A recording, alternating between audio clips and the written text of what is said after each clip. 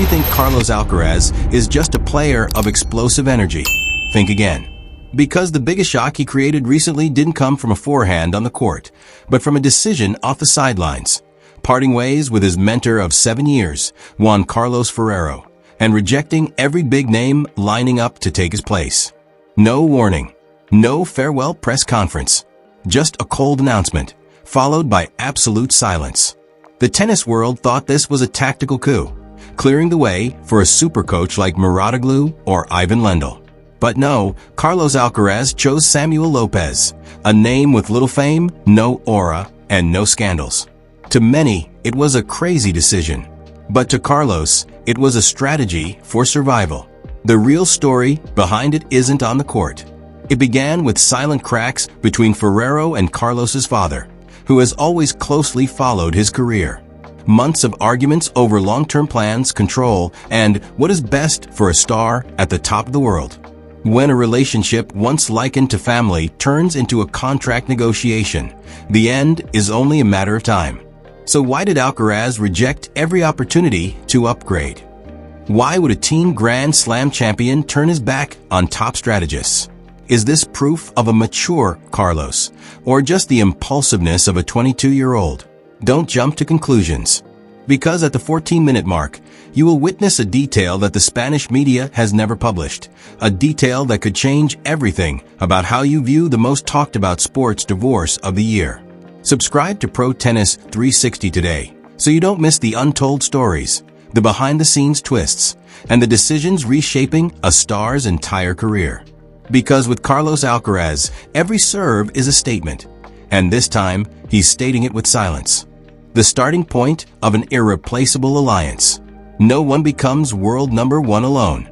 And in Carlos Alcaraz's journey to the top, one name is inseparable. Juan Carlos Ferrero, a former world number one Roland Garros champion, and a man who knew the pressure, expectations, and loneliness of the peak. He laid the foundation for Alcaraz when the boy was just 14. When Ferrero agreed to coach Carlos, many in the tennis world were skeptical. Alcaraz was just a skinny boy from Murcia, fresh out of the junior circuit. But Ferrero didn't see potential talent. He saw a champion. Instead of a rigid old-school coaching model, Ferrero built a system around Carlos's psychology and personal identity. The result? 6 Grand Slams, 24 ATP titles, 2 year-end number 1 rankings, and above all, a player who stunned the world with his balance of wild instinct and precise tactical calculation. Their bond wasn't just coach-athlete.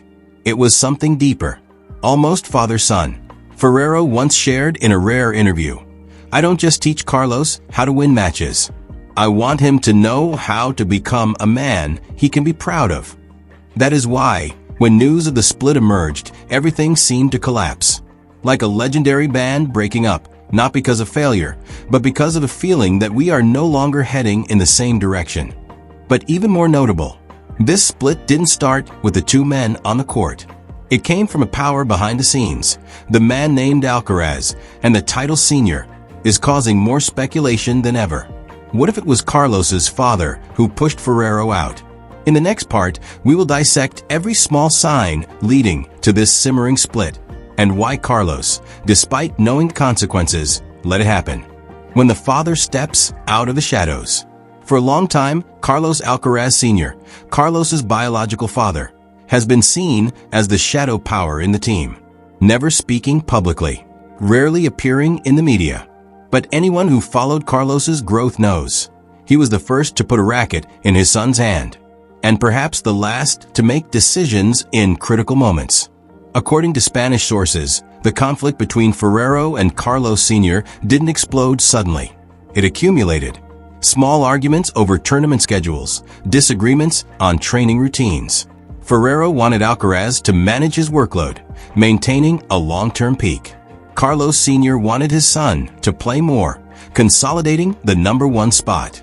One worried about the body, the other about the legacy. The breaking point came when Ferrero refused to sign a new long-term contract. Not because of money, but because of one clause: absolute authority over Carlos's training and competition schedule. The Alcaraz family wanted to share that power. Ferrero disagreed. Within 48 hours, a different contract was presented, shorter, with less power, and the refusal followed. There was nothing left to hold onto. From a team that had dinner together every night, they became contract partners. To Ferrero, it was a clear sign. His time was up. Alcaraz, though not directly involved, did nothing to stop it. What confused the public was Carlos's silence. No tribute post. No word of thanks. Just a simple announcement from a representative. Some called it cold maturity. Others saw it as a sign Carlos was losing his way. But is Alcaraz really losing control? Or is this the first step to reclaiming self-determination from his own father? The red list, the names rejected. Hours after the news of the Ferrero split broke, the Alcaraz management's phones rang nonstop. Names linked to legends immediately entered the fray. Tony Nadal, Darren Cahill, Magnus Norman. Men who had built the careers of world number ones. They wanted the chance to stand beside Carlos, the unpolished diamond already shining brighter than the previous generation. But then they all received the same answer. Thank you, but we have a clear direction. Why? When any other player would jump at the chance to be led by such veteran minds? The answer lies in 3 words: continuity over chaos. Carlos Alcaraz isn't looking for a revolution. He is building an empire. And an empire doesn't change generals in the middle of a battle just for fame. Samuel Lopez, Ferrero's right hand for many years, was promoted to the official position. Not because he is better, but because he knows how to maintain the rhythm. Lopez knows every one of Carlos's habits: warm-up times, reactions after a loss set, post-match meal preferences. The small things that create mental stability for a top athlete.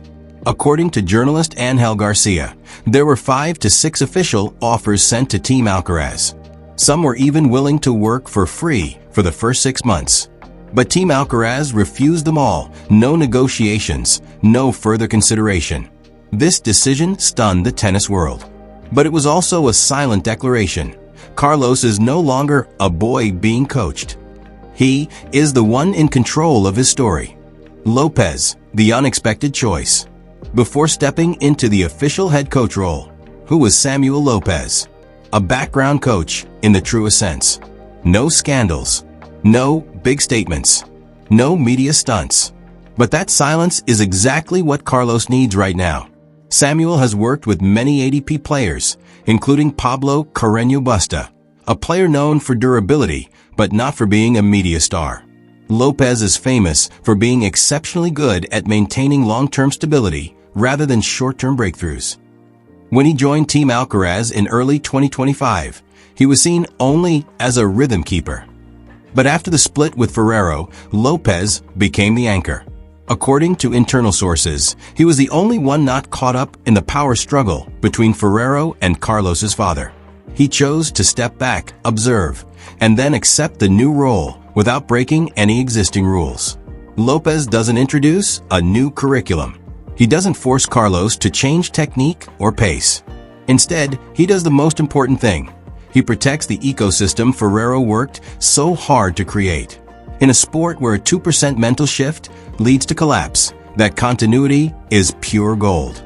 Some call it cowardice, refusing to change when given the chance. But Alcaraz sees it as a display of real power. The courage to say no to the spotlight. The courage to go against media expectations. The courage to trust the old team, not out of sentiment, but for efficiency. Of course, Lopez cannot do it all alone.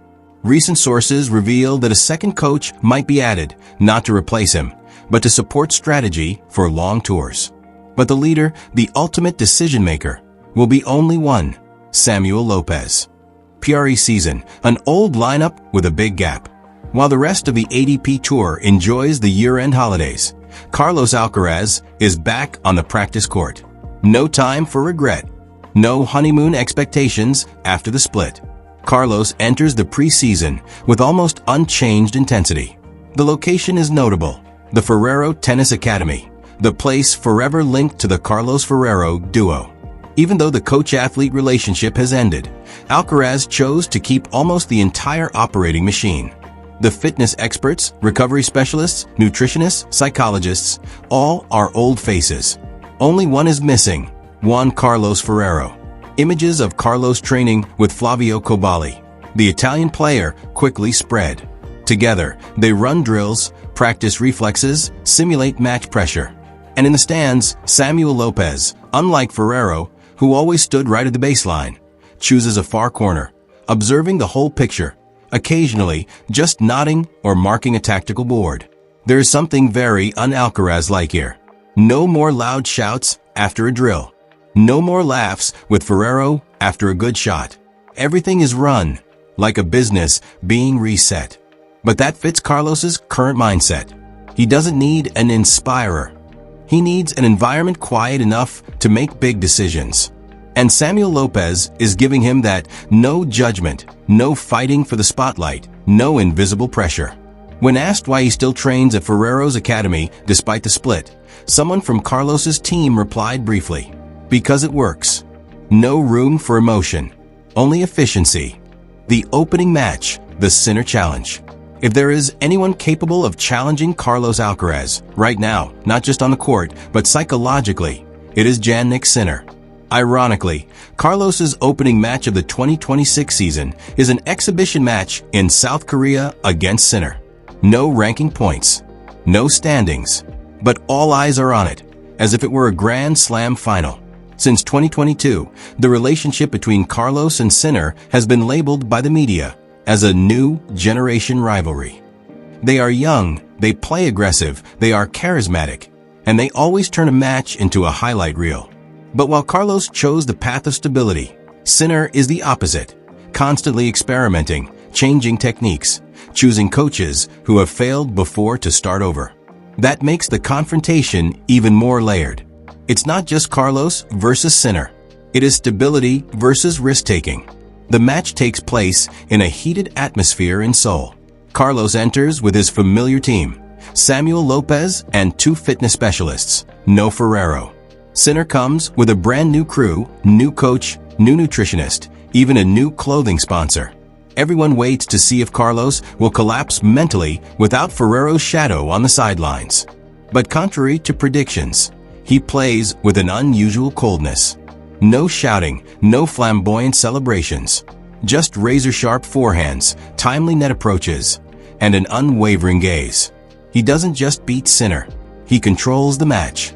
Not because of superior technique, but because his mind has shifted to a different state. The Carlos of 2026 is no longer the boy who needs to be guided. Temporary stability has its answer. But as we will see, the biggest challenge isn't an exhibition. It's when points actually count at the first Grand Slam of the season, the Australian Open. Australian Open, the toughest test. There is nowhere to hide in Melbourne. No time for adjustments.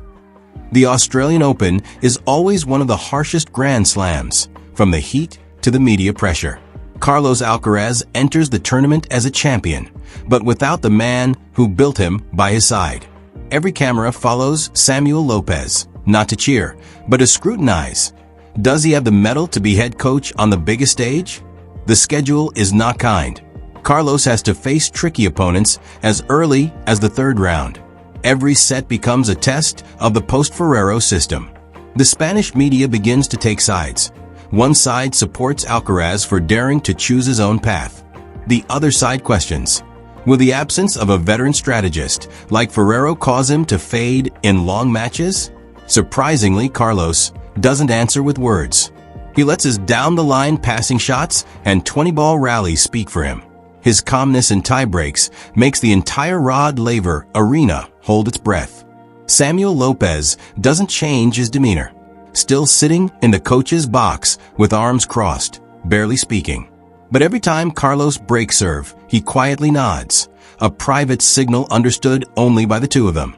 And then, in a breathless semi-final lasting over 4 hours, Carlos overcomes his opponent with a style that isn't flashy, but brutally precise. When the final ball hits the baseline, he doesn't raise his hands in celebration. He just looks toward the coaching box and offers a tiny smile. Almost no one sees it. But Samuel Lopez had already nodded first. Carlos confirmed what everyone doubted. He doesn't need a new Ferrero. He just needs someone who understands him enough, is quiet enough, and trusts him enough to let him master the game. When the media loses control of the narrative. Right after the Australian Open, major newspapers rushed to analyze Carlos Alcaraz's new secret to success. But this time, they cannot emphasize a coaching monument like Ferrero. They are forced to mention a name previously seen as a minor character, Samuel Lopez. The problem is, there is nothing to write. No bold statements, no unique strategies announced. Lopez refuses interviews. Carlos simply says, "I work with the person I trust." That's it. This makes the media uncomfortable because they cannot control the narrative. They want a story with a clear archetype, genius, mentor, peak. But Carlos is rewriting the model. A type of player who doesn't need a director, but someone to keep things from changing. Some writers even question, is that silence hiding internal conflict? Is Lopez just a pawn for Carlos and his father to control the whole team? But as the next ATP tournaments unfold, Carlos continues to maintain his form. No drop in performance. No drama. No need to answer any rumors. He lets all words fall into the silence and lets the sound of the ball bouncing on the court answer for him. In a leaked behind-the-scenes video from Indian Wells, Carlos is seen telling his team, "No need for explanations. Just do our job right." A simple sentence, but it is the manifesto of a player who no longer needs to be understood. Australian Open, the toughest test. There is nowhere to hide in Melbourne. No time for adjustments. The Australian Open is always one of the harshest Grand Slams, from the heat to the media pressure. Carlos Alcaraz enters the tournament as a champion, but without the man who built him by his side. Every camera follows Samuel Lopez, not to cheer, but to scrutinize. Does he have the mettle to be head coach on the biggest stage? The schedule is not kind. Carlos has to face tricky opponents as early as the third round. Every set becomes a test of the Post-Ferrero system. The Spanish media begins to take sides. One side supports Alcaraz for daring to choose his own path.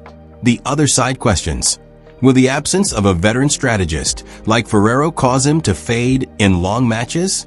Surprisingly, Carlos doesn't answer with words. He lets his down-the-line passing shots and 20-ball rallies speak for him. His calmness in tie breaks makes the entire Rod Laver arena hold its breath. Samuel Lopez doesn't change his demeanor. Still sitting in the coach's box with arms crossed, barely speaking. But every time Carlos breaks serve, he quietly nods, a private signal understood only by the two of them.